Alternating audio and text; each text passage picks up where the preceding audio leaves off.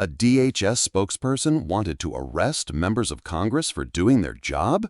That's not just disturbing, that's dangerous. What is this administration hiding, and how deep does the corruption go? Stay tuned. This is America Disclosed.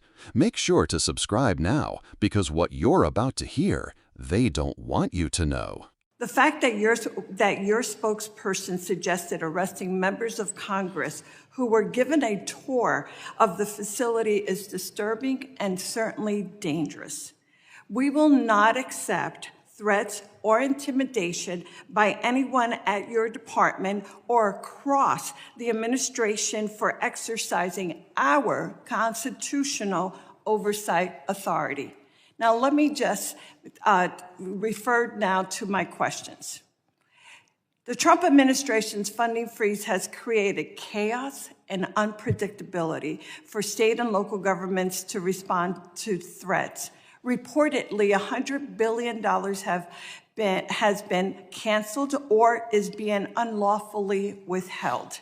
You stated today that we are a nation of laws, yet you are actually violating the law. In our recent markup, I offered an amendment to prohibit DHS from delaying or withholding FEMA grant funding. Unfortunately, it was rejected by my GOP colleagues.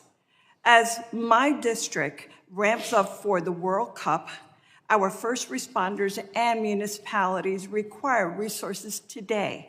By delaying and withholding grants like the Homeland Security Grant Program, you do not just create uncertainty, you undermine the ability of state and local governments to begin security planning for one of the world's largest sporting events.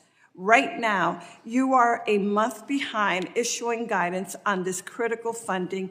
Similarly, guidance has not been issued for the nonprofit Grant Security Program, which protects synagogues, churches, and mosques from threats.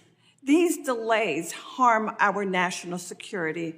Madam Secretary, when does your department plan for the Homeland Security Grant Program and the nonprofit Security Grant Program funding to be made available?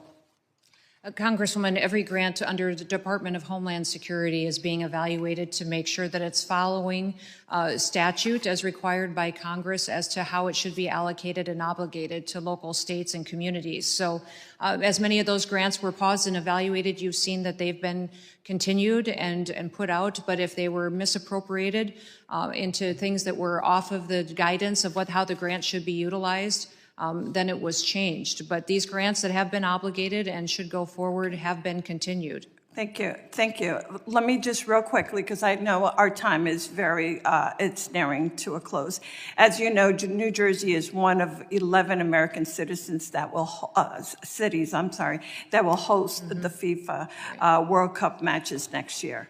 The final match will be held in my district in New Jersey. There will be tens of thousands of spectators at the final match and hundreds of thousands more attending Fan Fest throughout the northern New Jersey area. The World Cup is a time of international competition and celebration, but I worry about the chilling effect of the Trump administration's anti-immigrant rhetoric and America's ability to serve as a welcoming host.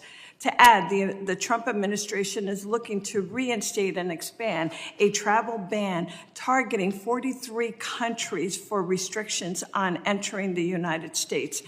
Can you please tell us how you will ensure that fans traveling legally to the United States are not targeted for immigration raids? We are already working as an administration with the teams from all the countries that will come and be competing and their fans as well to process their paperwork and to help facilitate their travel to the United States. And as you've seen, the president has formulated a task force that will focus on holding this unprecedented event and doing it in the safest manner possible while adding hospitality to it and helping people enjoy the matches and enjoy interacting with each other. And as you know, over 10 million people will attend the matches over that month-long period of time. Over 22 million people will interact through activities. You mentioned FanFest, and that is something that the Department of Homeland Security is tasked with. It's our responsibility to partner with local communities and cities that are the hosts, and we'll be working with your city as well to ensure that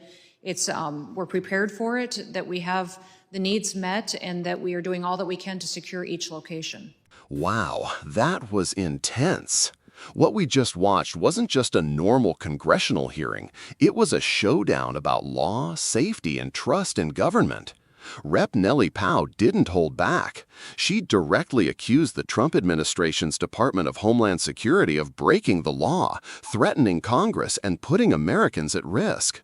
And honestly, the part that shook me the most was when she said DHS spokespersons were talking about arresting members of Congress just for trying to do their job.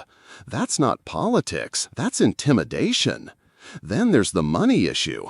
Over $100 billion in emergency and security funding either delayed, frozen, or withheld. Think about that. Cities are trying to prepare for the World Cup, protect churches, synagogues, and mosques, and plan for public safety, and the government is basically saying, wait, we'll think about it. Every single delay doesn't just hurt planning, it makes the country less safe. The emotional part for me was hearing about the World Cup in New Jersey. That's supposed to be a moment of international celebration, millions of people coming together, and yet the Congresswoman is worried about the chilling effect of anti-immigrant policies.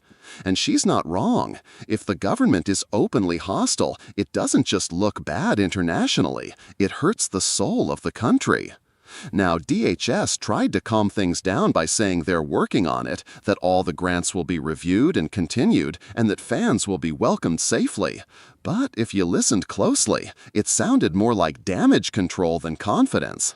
The secretary never really admitted wrongdoing. She just promised that things are being evaluated. And that's the part that makes me want to hear from you. Do you think DHS is doing enough to keep America safe, or is this proof of chaos and mismanagement? Should Congress trust these promises, or are hearings like this the only way to keep the administration in check?